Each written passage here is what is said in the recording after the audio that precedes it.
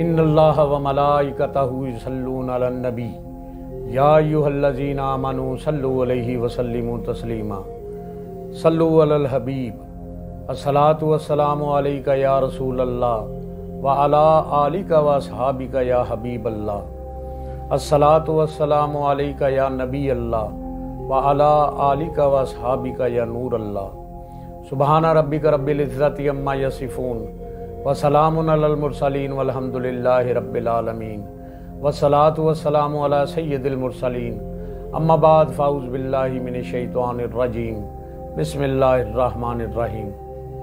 تذکرۃ الاولیاء کے سلسلہ میں آج کا موضوع بیان ہے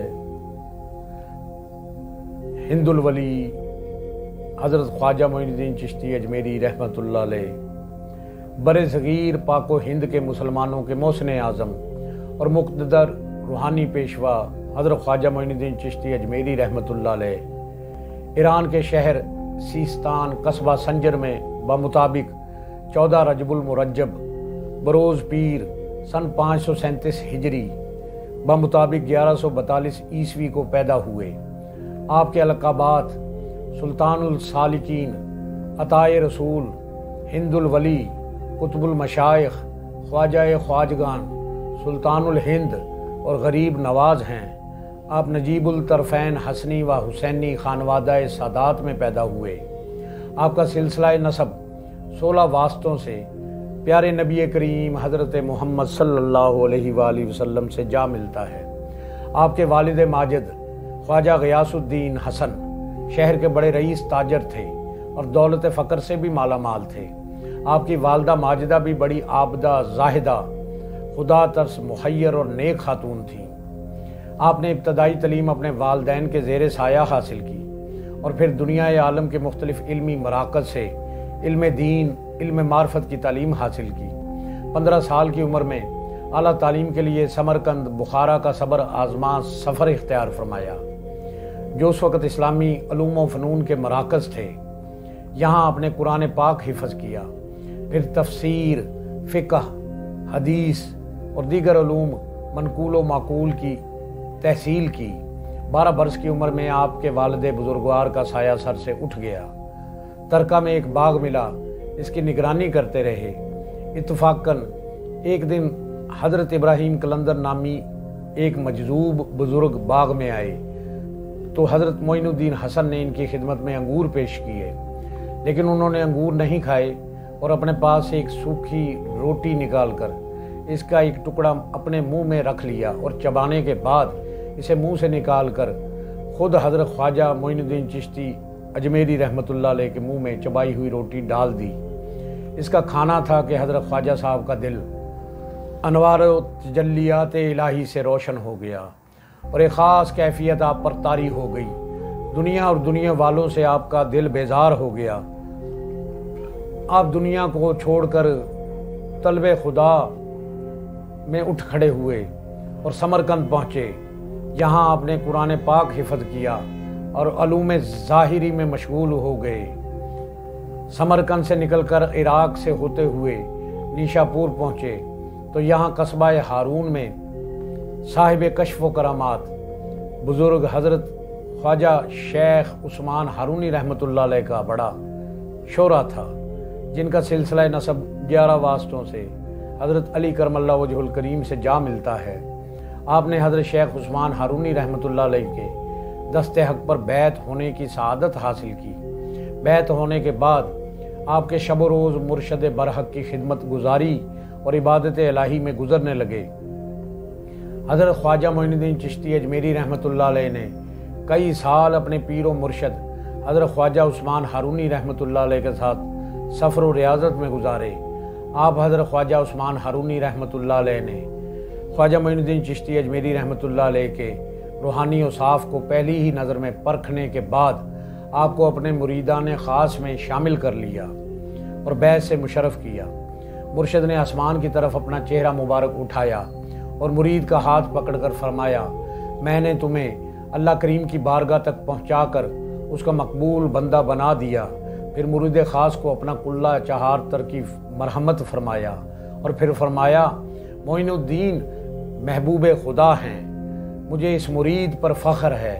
اس کے بعد جب مرشد کامل حضرت خواجہ شیخ عثمان ہارونی رحمۃ اللہ علیہ نے سفر حج اختیار فرمایا تو بھی آپ خواجہ معین الدین چشتی اجمیری رحمۃ اللہ علیہ سراپائے خدمت بن کر ان کے ساتھ ساتھ رہے۔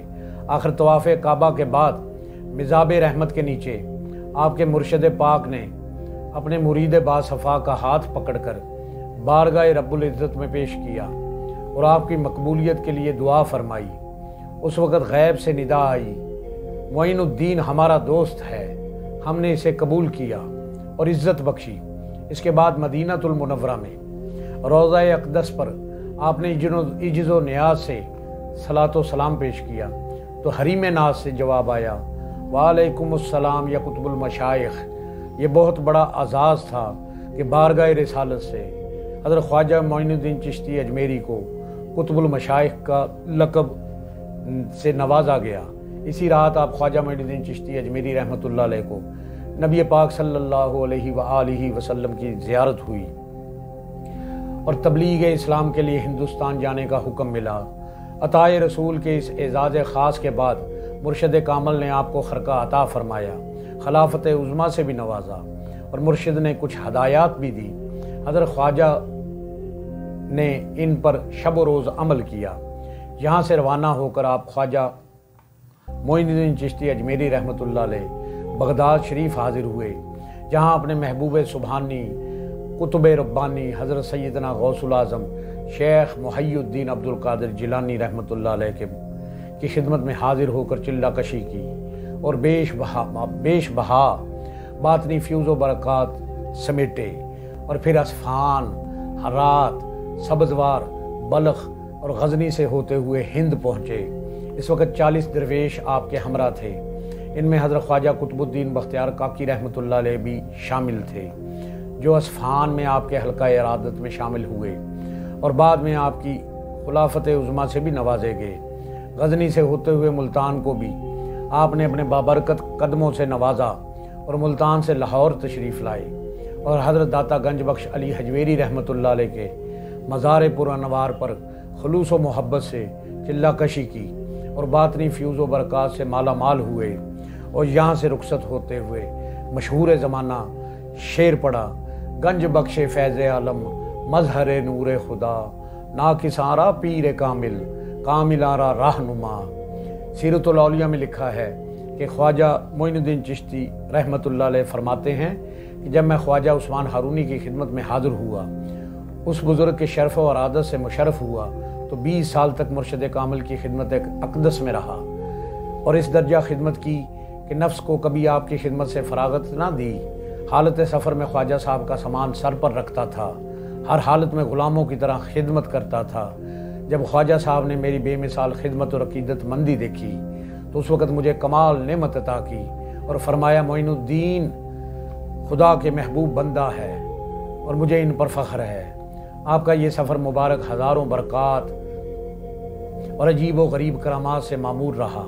جس شہر سے گزرتے اولیاء اللہ سے ملاقات فرماتے، ہر روز دوران سفر 2 قرآن مجید ختم فرماتے، جس جگہ پہنچتے عقیدت مندوں کا ایک گروہ جمع ہو جاتا، لیکن آپ کسی جگہ قیام نہ فرماتے بلکہ فوراً ہی ایک مقام سے دوسرے مقام کے لیے روانہ ہو جاتے۔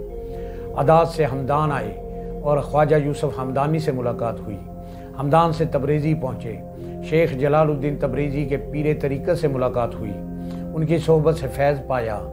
وہاں سے اصفہان آئے، یہاں کے قیام کے زمانہ میں ایک روز اصفہان کے حاکم محمد یادگار کے باغ میں حوض کے کنارے فرد کش ہوئے کہ محمد یادگار باغ کی سیر کو آیا اور ایک اجنبی مسافر کو دیکھ کر بے چین ہوا، لیکن حضرت نے اس کی طرف نظر اٹھا کر دیکھا تو وہ مغلوب الحال اور بے ہوش ہو گیا۔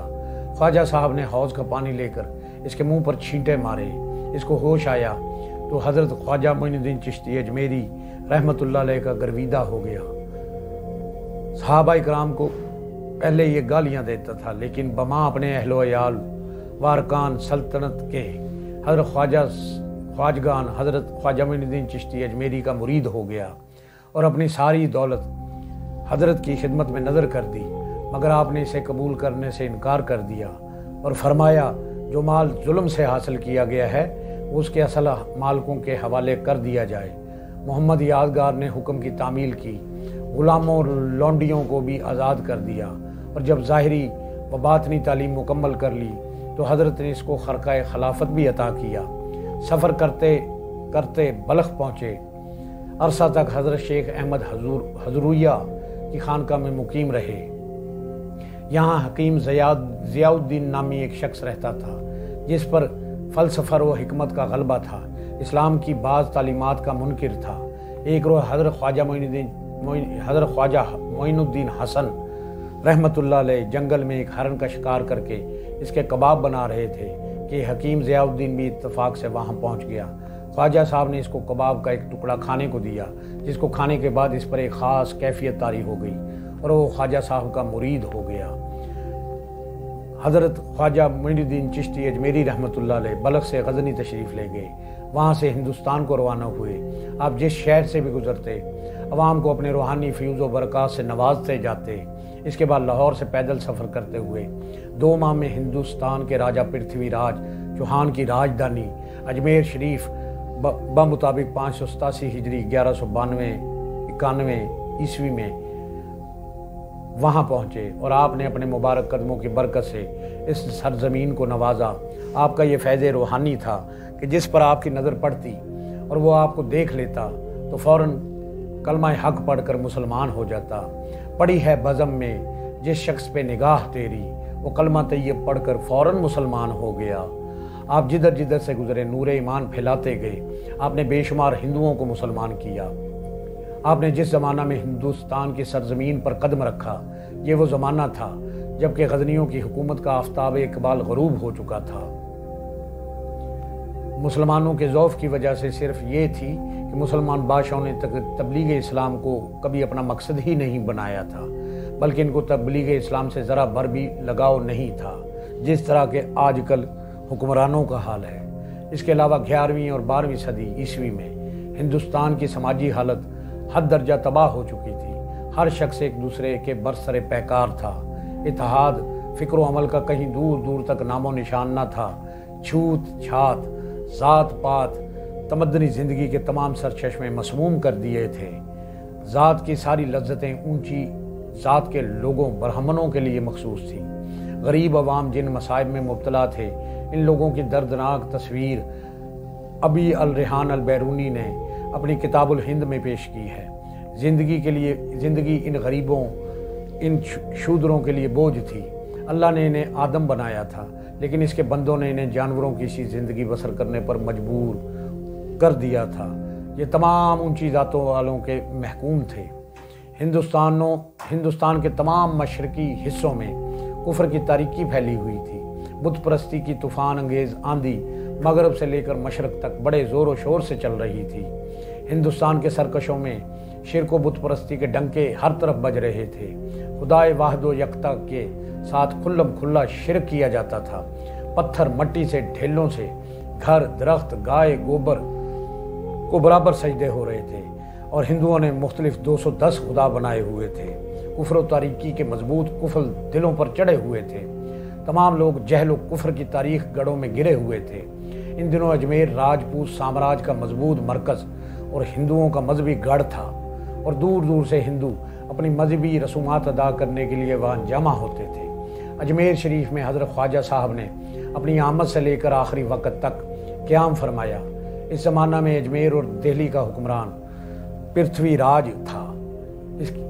اس کے حکام نے حضرت کے قیام کی بڑی مخالفت کی، بڑی مزاحمت کی، اور جب وہ خود ان کے مقابلے میں بے بس و لاچار رہے تو ہندو جوگیوں کو اپنے جادوؤں سے حضرت خواجہ معین الدین حسن رحمۃ اللہ علیہ کو مغلوب کرنے کے لیے مامور کیا۔ ایک ہندو جوگی جے پال سے حضرت خواجہ صاحب کے مار کے ہوئے، لیکن آپ اپنی روحانی قوت اور کرامت سے اس پر غالب رہے، اور جوگی آپ کے ہاتھ پر مسلمان ہو گیا۔ آپ نے جے پال کا اسلامی نام عبداللہ رکھا، اسے خلافت بھی مرحمت فرمائی۔ تھوڑے ہی دنوں میں آپ کی تعلیم و تبلیغ سے راجہ پرتھوی راج کے ملازمین بھی مشرف اسلام ہونے لگے۔ اجمیر شریف پہنچنے کے بعد حضرت خواجہ معین الدین حسن رحمۃ اللہ علیہ نے آبادی کے باہر ایک درخت کے نیچے قیام کیا۔ یہ وہ جگہ تھی جہاں راجہ کے اونٹ باندھے جاتے تھے۔ رات کے وقت جب راجا کے اونٹ آئے تو ملازمین شاہی نے حضرت سے کہا یہ جگہ راجا کے اونٹوں کے لیے ہے، یہاں آپ کو قیام کرنے کی اجازت نہیں۔ آپ نے فرمایا اچھا بھائی، ہم یہاں سے اٹھ جاتے ہیں، تمہارے اونٹ شوق سے یہاں بیٹھے رہیں۔ یہ فرما کر حضرت وہاں سے اٹھ کر تالاب انا ساگر کے کنارے چلے گئے، جہاں بہت سے مندر تھے، وہاں قیام فرمایا۔ لیکن جب صبح ساربانوں نے اونٹوں کو اٹھانا چاہا تو دیکھ کر حیران رہ گئے کہ اونٹ گویا ایسے جیسے زمین سے چپک گئے ہیں، اٹھنے کا نام ہی نہیں لے رہے۔ اس کے بعد ساربانوں نے آپ کی خدمت میں حاضر ہو کے آپ سے معافی کے طلبگار ہوئے۔ آپ نے فرمایا جاؤ، تمہارے اونٹوں کے لیے یہی حکم ہو گیا ہے۔ چنانچہ جب ساربان اونٹوں کے پاس آئے تو تمام اونٹوں کو کھڑے ہوئے پایا۔ انا ساگر چونکہ ایک ایسا مقام تھا جہاں بہت سے مندر تھے، اس لیے انا ساگر کے قریب قیام کرنے کی وجہ سے غیر مسلموں میں بہت ناگواری پیدا ہو گئی، اور یہ ناگواری اس لیے اور بھی بڑھ گئی کہ حضرت کے ساتھیوں نے حوض پناہ کے کنارے بیٹھ کر وضو کرنا شروع کر دیے۔ کٹر برہمن، جن کا عقیدہ تھا کہ مسلمانوں کے ہاتھ لگانے سے حوض کا پانی ناپاک ہو جاتا ہے، انہوں نے وضو کے معاملہ میں حضرت کے خادموں کے ساتھ سختی کا برتاؤ کیا۔ خدام حضرت کی خدمت میں حاضر ہوئے، برہمنوں کے ناروا سلوک کا ذکر کیا تو حضرت کو سخت ناگواری ہوئی۔ آپ نے غیظ و غضب کے عالم میں حکم دیا کہ یہ میرا مشق لے جاؤ اور اس مشق میں پانی بھر لانا۔ انا ساگر اور حوض کا پانی دونوں خشک ہو گئے۔ جیسے ہی مشق میں پانی بھرا گیا، سارا تالاب خشک ہو گیا، لوگ پیاس سے بے حال ہو گئے، آپ کی منت سماجت کرنے لگے۔ اس پر آپ نے مشق کا پانی دوبارہ انا ساگر میں انڈیل دیا اور وہ پہلے کی طرح ٹھاٹھے مارتا ہوا رواں دواں ہو گیا۔ آپ کی اس کرامت کی دھوم مچ گئی۔ ان تمام کرامتوں کو دیکھتے ہوئے بھی راجا پرتھوی راج اپنی شرارتوں سے باز نہ آیا اور آپ کو اجمیر سے نکال دینے کی دھمکی دی، لیکن آپ نے دھمکی پر صرف یہ ارشاد فرمایا پرتھوی راج کو زندہ مسلمانوں کے حوالے کر دیا جائے۔ یہ پیشن گوئی صحیح ثابت ہوئی۔ سلطان شہاب الدین غوری نے پرتھوی کے خلاف 2 حملے کیے۔ آخری حملے میں پرتھوی راج گرفتار ہو کر مارا گیا اور جہنم میں رسید ہوا۔ شہاب الدین غوری خراسان میں تھا۔ اس نے ایک رات خواب میں دیکھا کہ حضرت خواجہ معین الدین چشتی اجمیری رحمۃ اللہ علیہ فرماتے ہیں کہ خدا تعالیٰ تم کو ہندوستان عطا کرنے والا ہے، تم اس ملک کی طرف روانہ ہو جاؤ۔ اس خواب کی وجہ سے اس نے ہندوستان پر فوج کشی کی۔ خواجہ صاحب کی روحانی مقناطیسی شخصیت کے اثر سے لوگ جوک در جوک اسلام قبول کرتے گئے۔ آپ نے کم و بیش 95 لاکھ غیر مسلموں کو، ہندوؤں کو کلمہ حق پڑھا کر حلقہ اسلام میں داخل فرمایا۔ آپ کی تشریف آوری سے قبل ہندوستان کی حالت اظہار تھی۔ آپ کی تشریف آوری کے بعد آپ کے فیوز و برکات سے ہندوستان اسلام کے نور سے منور ہو گیا۔ آپ کی آمد سے قبل ہندوستان کے مسلمان نہایت قلیل تعداد میں تھے، ان کی سیاسی حیثیت کچھ بھی نہ تھی۔ اگر حضرت خواجہ صاحب ہندوستان میں تشریف نہ لاتے اور اپنے فیوز و برکات سے اسلام کی نورانی شمع فروزہ نہ کرتے تو شاید آج سے کئی 100 سال پہلے مسلمانوں کا نام و نشان ہندوستان سے مٹ چکا ہوتا۔ اس لیے آپ کے احسانات سے کوئی بھی انکار نہیں کر سکتا اور نہ آپ سے تجدیدی کارناموں کو فراموش کر سکتا ہے۔ اس کے علاوہ آپ نے ذات پات کے فرق، شرک کے اس بھیانک ماحول میں اسلام کا نظریہ توحید عملی حیثیت سے پیش کیا، بلکہ زندگی کا ایک ایسا اصول واضح کیا جس کو تسلیم کرنے سے ذات پات کی سب تفریقات بے معنی ہو جاتی ہیں۔ یہ ایک زبردست دینی اور سماجی اعلان تھا۔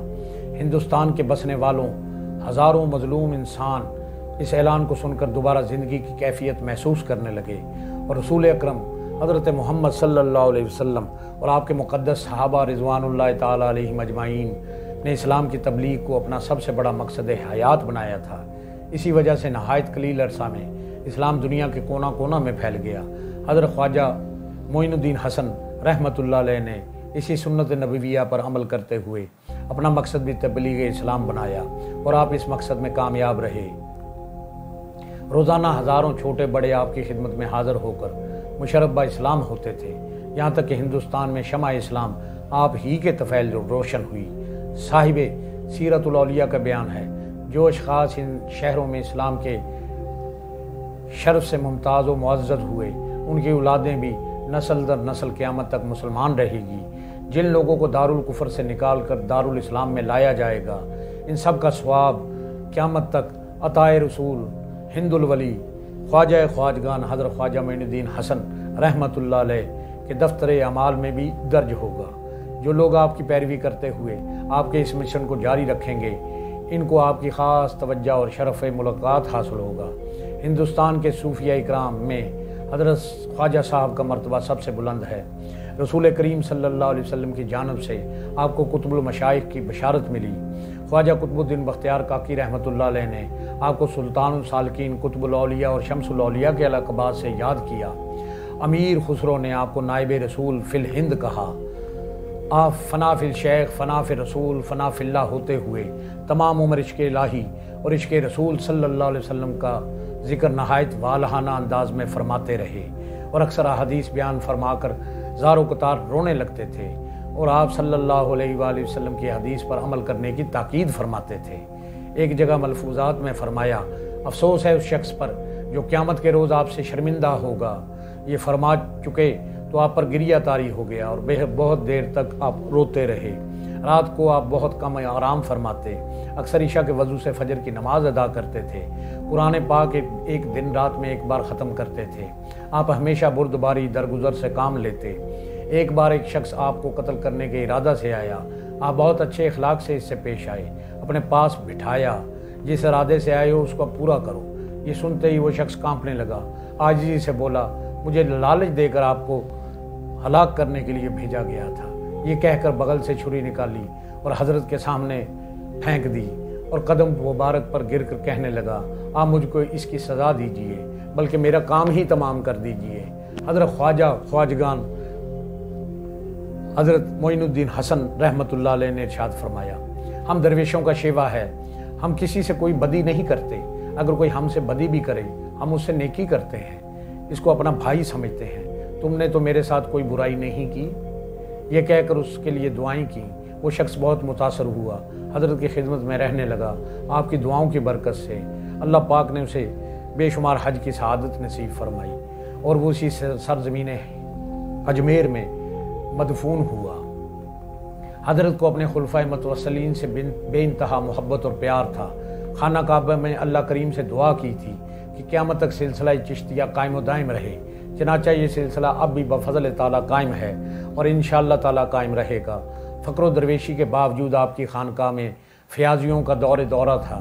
خانقاہ میں روزانہ اتنا کھانا پکتا تھا کہ تمام غربا، مساکین، فقراء اور یتما شکم سیر ہو کر کھاتے تھے۔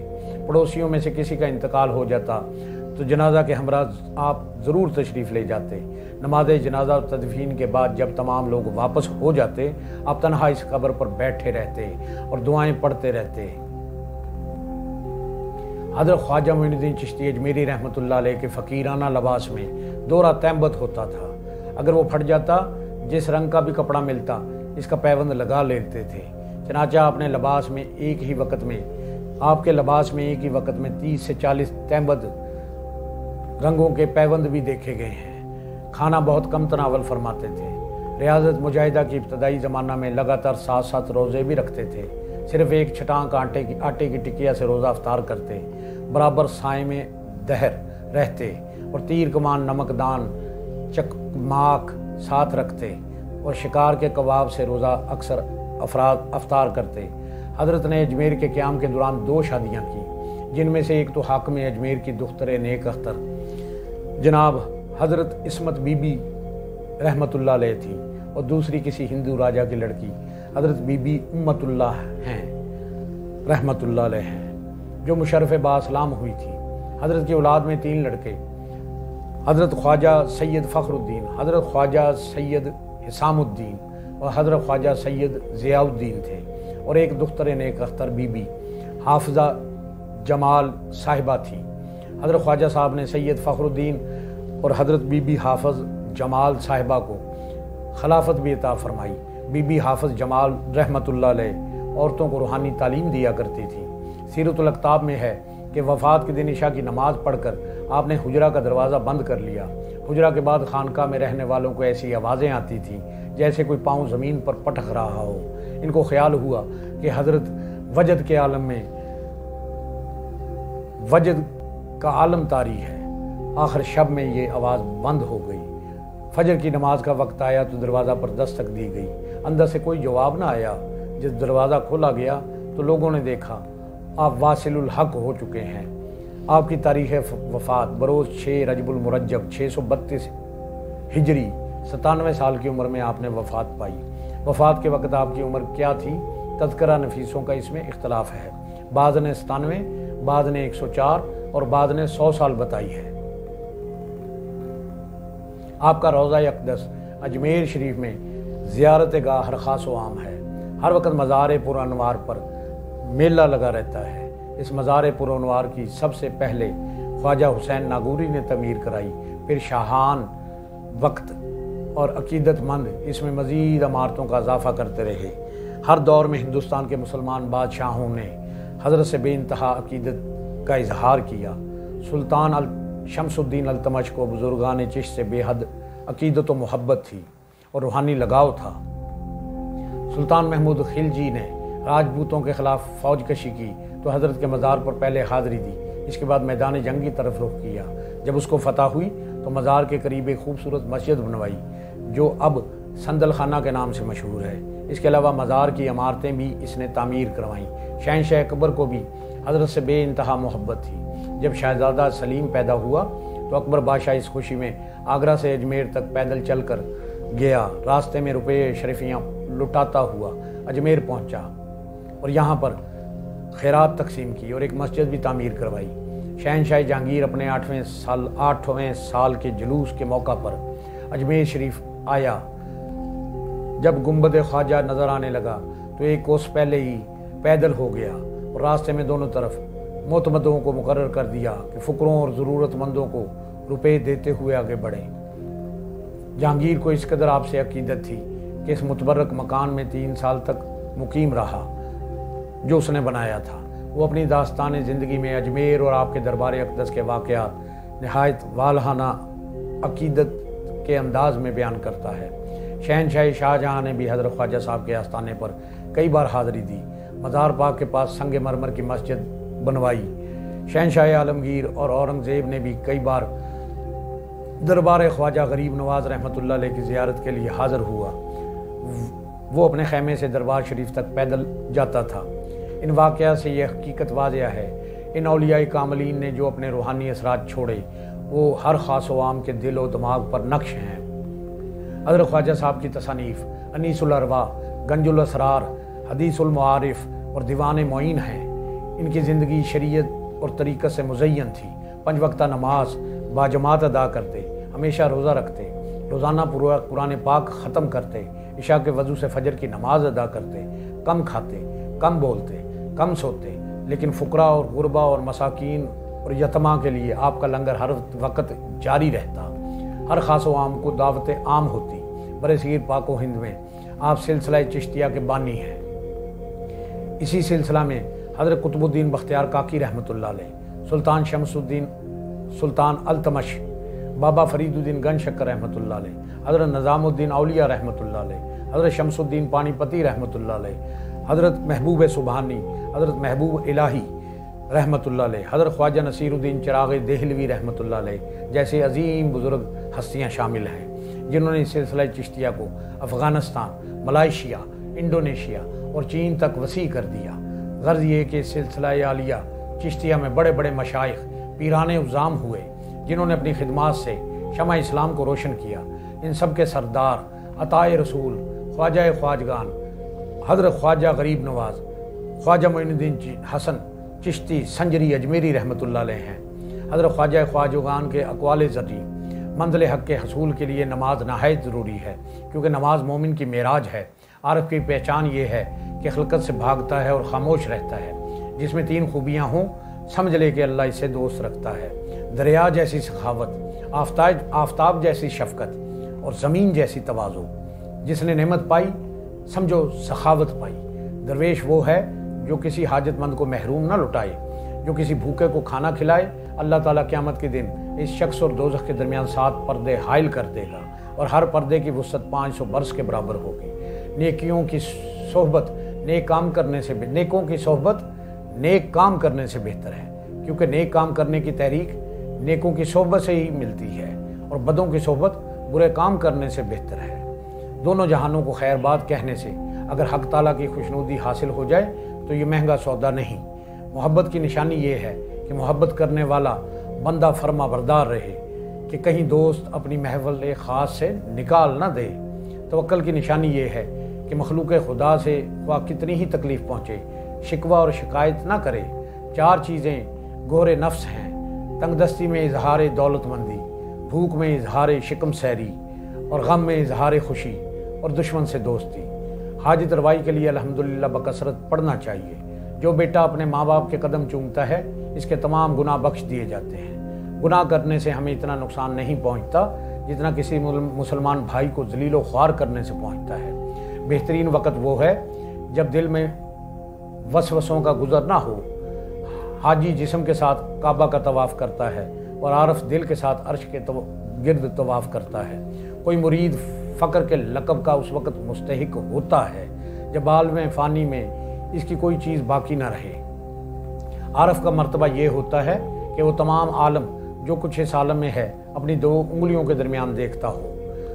خواجہ خواجگان فخر کون و مقام معین الدین، سر حق راہ بیاں بے نشاں راہ نشاں معین الدین، مرشد رہنمائے اہل صفا ہادی انس و جاں معین الدین، مظہر جلوگاہ نور قدم آفتاب جہاں معین الدین، آشکائے راہ دلیل صد راہ گماں معین الدین، قرب حق اے نیاز گر خواہی ساز و رد زباں معین الدین۔